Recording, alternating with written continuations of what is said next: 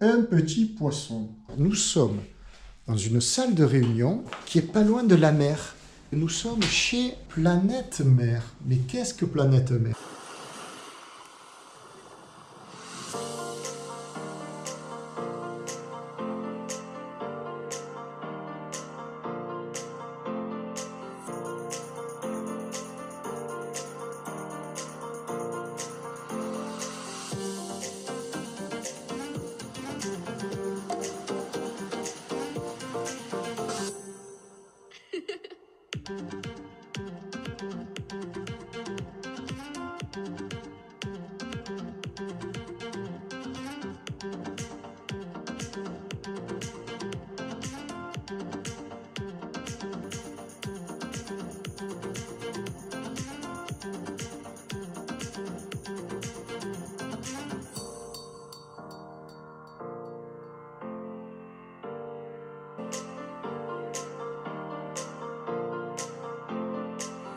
Et si nous l'imaginions ensemble? Namasté Pierrot, namasté la communauté, j'espère que vous allez bien.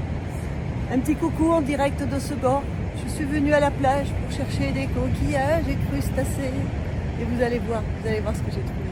Voilà ce que j'ai trouvé.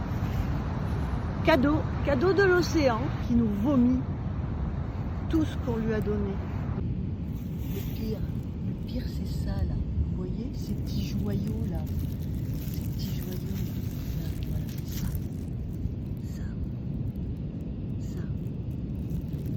Ça, c'est ce que les poissons vont manger quand ça va repartir à la mer. Et si les poissons le mangent, devinez où ça finit. Aujourd'hui, on n'a plus le droit de laisser notre planète salie. Ramasse cool, là-bas, ici, faisons notre part du colibri. Je te promets pas le grand jour, juste mieux respirer tous les jours et faire un geste pour la planète, pour notre si belle planète. Aujourd'hui, on n'a plus le droit de laisser notre planète salie. Voilà, encore des petits cadeaux offerts par l'océan. Oh, cadeaux. Oh, des cadeaux qu'on a fait. Et des sucettes, non. Ah non, ne m'offrez plus de sucettes. Je vous assure, ne m'offrez plus jamais de sucettes. J'en peux plus de les ramasser, j'en peux plus. Bon, voilà, là j'ai fait quoi, ce petit sac en un quart d'heure? Alors, j'ai regardé l'océan et j'ai fait un rêve, comme toi Pierrot. En 2020, on a eu la Tabascoule. Et si on faisait la Ramascoule? Un concept simple, on ramasse autour de chez nous, où que nous soyons. Un concept 5 en 1. C'est facile, c'est gratuit, c'est utile, ça fait du bien, on peut faire notre gym en même temps et ça peut rapporter gros. Alors moi je vous lance une invitation. Si parmi vous il y a des personnes intéressées, je peux loger 3 personnes gratuitement et ensemble on vient nettoyer les plages des Landes. Voilà, un bon bol d'air et ça fait du bien. On compte sur vous, merci. Alors c'est un peu l'idée que je développe depuis un certain temps. Et donc, je me suis approché d'une association, planètemer.org. Et là, je pose la question à Laurent. Donc Laurent, bonjour. Bonjour. Merci de m'accueillir. Donc nous sommes, je le répète, dans la salle de réunion des locaux de Planète Mer. Peux-tu nous présenter ce qu'est Planète Mer en 2 mots? On fait concis, hein, Laurent, s'il te plaît. La Planète Mer, c'est un incubateur et un tremplin de solutions pour l'avenir des océans. En fait. Donc, on a 3 domaines d'action. Le premier qui concerne la protection de la biodiversité du littoral. Le deuxième qui concerne la gestion des ressources de pêche. Et le troisième qui correspond à la restauration des milieux dégradés. Donc, protection, gestion, restauration.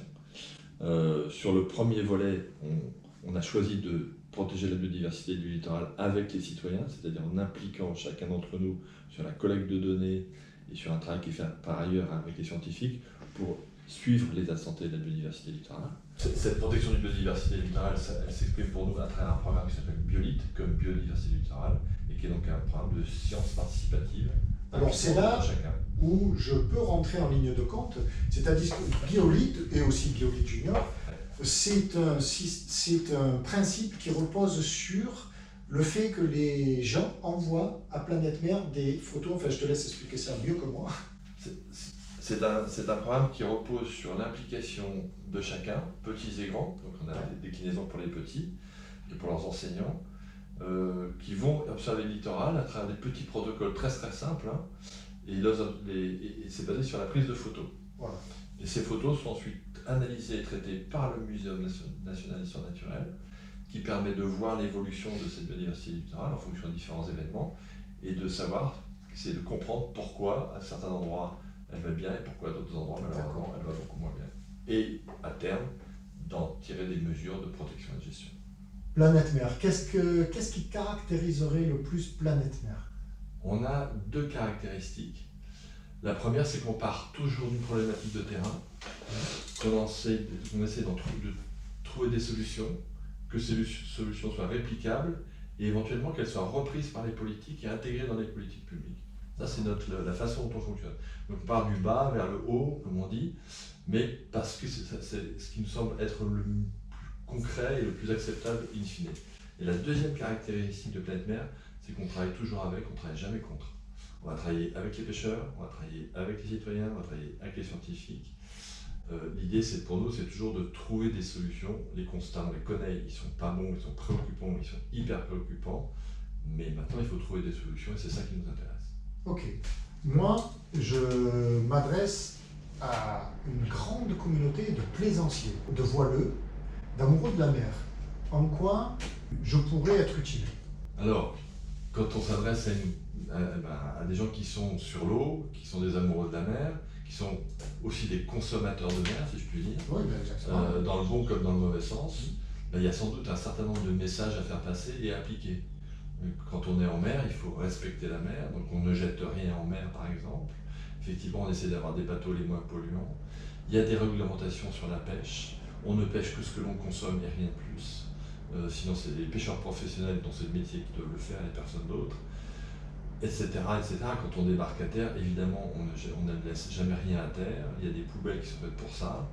Là, c'est tout un tas de comportements citoyens, simples en fait. Hein. Respecter déjà les règles en vigueur, et c'est déjà pas mal. Ça, c'est le geste, l'acte de chaque plaisancier. Mais moi, au travers de ma chaîne, en quoi je pourrais être utile à Planète Mer? Alors, toi, Pierre, dans ton rôle de média, parce qu'en fait, le fait que ta chaîne YouTube soit si regardée, ben voilà, c'est un canal formidable pour toucher le plus de personnes. Beaucoup de personnes ignorent qu'elles ont un impact négatif en faisant ceci ou cela. Et donc, il faut simplement dire, informer, et tous les porte-paroles, tous les porte-voix sont les bienvenus, et tu peux être ce porte-voix. Le plaisancier, le voileux, a déjà une conscience écologique, en grande majorité. Il sait tout ce que tu viens de dire, de ne pas jeter des déchets en mer, sur l'encre, la plupart font attention à jeter leur encre, donc on dit à mouiller sur une tache claire de sable, ça c'est déjà presque acquis. Mais il faut aller plus loin, il y a mieux à faire.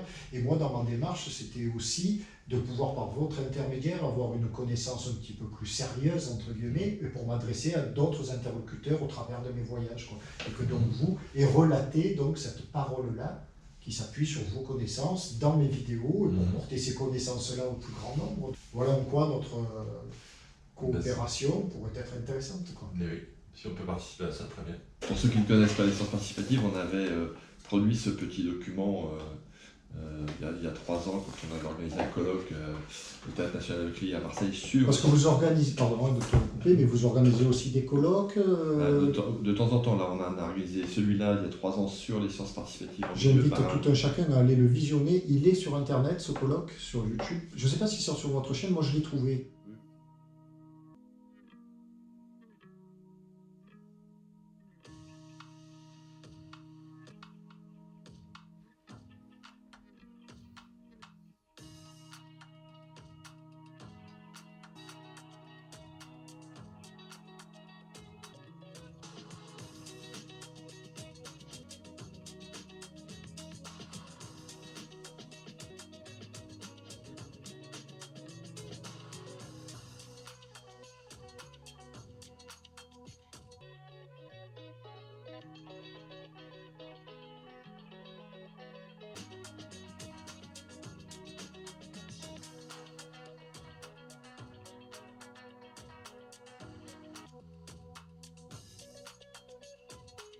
Oui, Et il est très bien il présenté a avec été l'ensemble de filmé, l'équipe, il a été filmé, en je l'ai vu, intégralité. c'est très sympa. Donc il y a de la doc, Donc il y a une petite doc qui explique ce que c'est, comment ça marche. et ça comment c'est on peut sur le site, participer. en gros. Celui-là, il doit être sur le site aussi, Voilà. normalement. Donc on le trouve Ouais. sur planètemer.org, très bien. Donc ça, après tu as une petite brochure Biolite, donc ce programme de sciences citoyennes sur le littoral, avec comment ça marche, comment ça marche Biolite, qu'est-ce qu'il faut faire, les différentes thématiques. Première étape, se promener tout le long du littoral. Deuxième étape, observer toutes les espèces, petites ou grandes. Troisième étape, partager des observations sur biolite.fr. Elles seront transmises aux scientifiques. Il y a la déclinaison pour les plus jeunes, parce qu'en fait on a créé des outils spécifiques pour les plus jeunes et pour leurs enseignants, pour qu'ils puissent être dans les classes. Ça c'est super parce que j'ai beaucoup de copains qui ont des enfants jeunes et qui partent l'été en croisière. Ouais. Et un enfant il adore la croisière, il se baigne, il fait du paddle, il fait du truc, il fait du machin. Mais si en plus il peut avoir comportement un petit peu technique et scientifique, les enfants adorent les sciences naturelles et tout ça. Donc ça c'est bien. Et puis ils sont très observateurs. Donc sur le bateau, savoir qu'en allant sur le site de Planète Mer, eh bien, Voilà, donc toutes les photos qui sont prises, elles sont transférées sur le site, et puis après elles sont analysées par les scientifiques du muséum. Donc, quand on fait une sortie, on délivre à chaque participant un certificat de biolicien, de quelqu'un qui a participé à Biolite. c'est cool.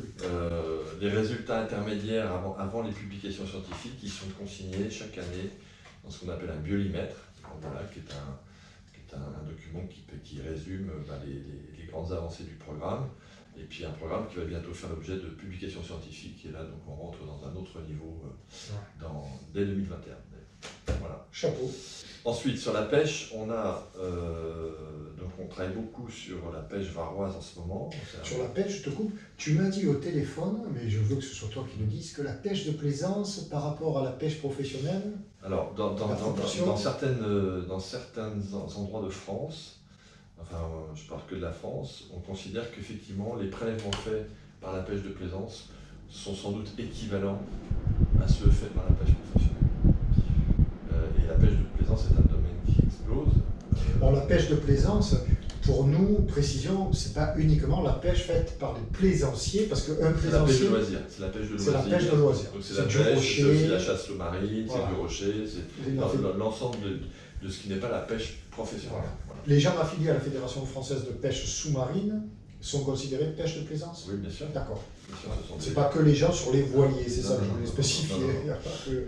Et donc effectivement, il y a. Ça représente la moitié du prélèvement de la ressource. Oui, là, dans certaines régions, sur certains départements, il ne faut pas généraliser. Mais donc, en fait, ça montre simplement qu'il y a une intensification de la pression sur la ressource et qu'il faut mettre à plat les règles du jeu. Comment ça se passe? Il ne s'agit pas d'interdire, il s'agit juste de réglementer, de dire attention à telle saison, peut-être qu'il ne faut pas pêcher ça, ou il faut en pêcher moins, ou il ne faut pas utiliser ce type de Alors ça, pêche, comment on le dit etc. aux On le dit en expliquant, en organisant des réunions, en essayant de provoquer des rencontres qui font que petit à petit on essaie de faire avancer le système. Donc ça c'est un des volets effectivement importants des choses qu'il faut entreprendre et qu'il faut mener à bien sur le milieu marin. Alors on mène un programme dans le Var qui s'appelle PELAMED, qui veut dire pêcheurs engagés pour l'avenir de la Méditerranée, avec le comité départemental de pêche du Var. Et dans les priorités que nous ont fixées les pêcheurs, puisque ce sont eux qui décident des grandes actions du programme, il y a la lutte contre le braconnage et la pêche illégale. Et donc, on a dans l'idée de faire venir et d'installer en Méditerranée ce qu'on appelle des gardes jurés, qui sont des gardes assermentés, recrutés par les comités des pêches. Ça existe en Bretagne, dans les Pays de la Loire, dans les Hauts-de-France. Et pour ça, on a organisé donc, un deuxième colloque, les rencontres de Planète Mer numéro 2, en février 2020, où on a réuni les services de l'État en mer, des élus, des scientifiques, des pêcheurs professionnels, des pêcheurs de loisirs, pour expliquer ce que c'était. Et on a fait venir donc, des gardes jurés des Hauts-de-France et des Pays de la Loire, pour montrer comment ce dispositif pouvait venir très bien s'intégrer et compléter les services de l'État sur ces questions de respect de la réglementation. Donc maintenant, il y en a dans le Var. Non, pas encore, parce que malheureusement, il faut trouver le financement, et ça, c'est pas facile. Voilà. Donc on y travaille. Très bien, merci de ces renseignements, Laurent. Le but, c'est que lors de mes futurs vagabondages, j'aille un petit peu rencontrer les usagers du littoral, les institutionnels, les pêcheurs, les amateurs, les usagers des plages, et les questionner sur leur rapport à l'environnement et surtout à la préservation de l'environnement. Et pour ça, j'ai besoin d'un soutien de connaissances scientifiques que je n'ai pas. Et donc ce soutien-là, c'est Planète Mer qui me le fournirait au travers de tout ça, de mes interrogations, des contacts. Cette démarche, moi, m'attire maintenant dans l'avenir. Voilà pourquoi je suis là en rencontrant ces gens de Planète Mer. Merci de m'avoir reçu. T'en prie.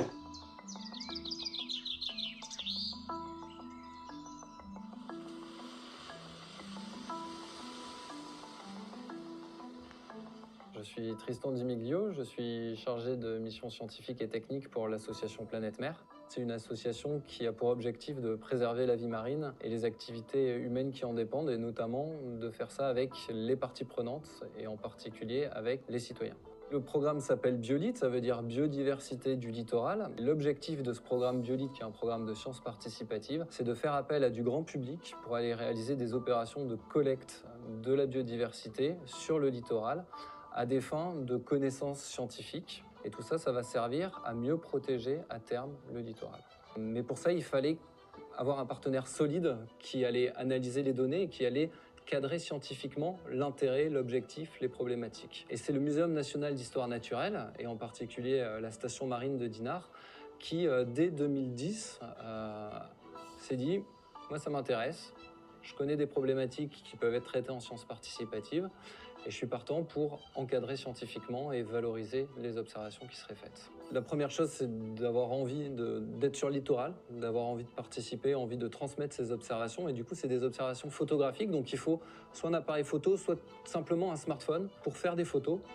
On va parler de la faune et de la flore communes qu'on rencontre lorsqu'on se balade en bord de mer. Une fois qu'elles sont prises en photo, on les transmet sur le site internet aujourd'hui. Et demain, grâce à l'aide apportée par Suez, on va pouvoir se doter d'une application mobile pour faciliter cet échange de données. L'objectif de cette application mobile, c'est d'arriver à capter un public qu'on ne capte pas aujourd'hui via les principes de ludification qui seront mis dans l'application mobile. C'est aussi d'avoir un apport pédagogique pour les personnes qui observent et pour animer aussi toute une communauté, la communauté aujourd'hui d'observateurs, et de pouvoir ainsi partager connaissances et compétences au bénéfice de la protection de la biodiversité et de la vie du programme. On dit qu'on protège mieux ce qu'on connaît, donc la première étape, et c'est ça qu'on cherche aussi à travers BioLit, c'est de faire connaître le littoral, de faire connaître la biodiversité.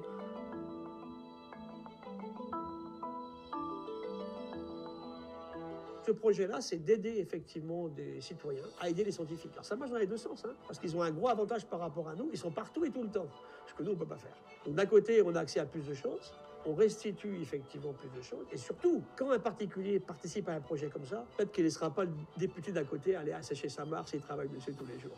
Je suis Tristan, et avec le projet BioLit, j'agis pour le capital naturel.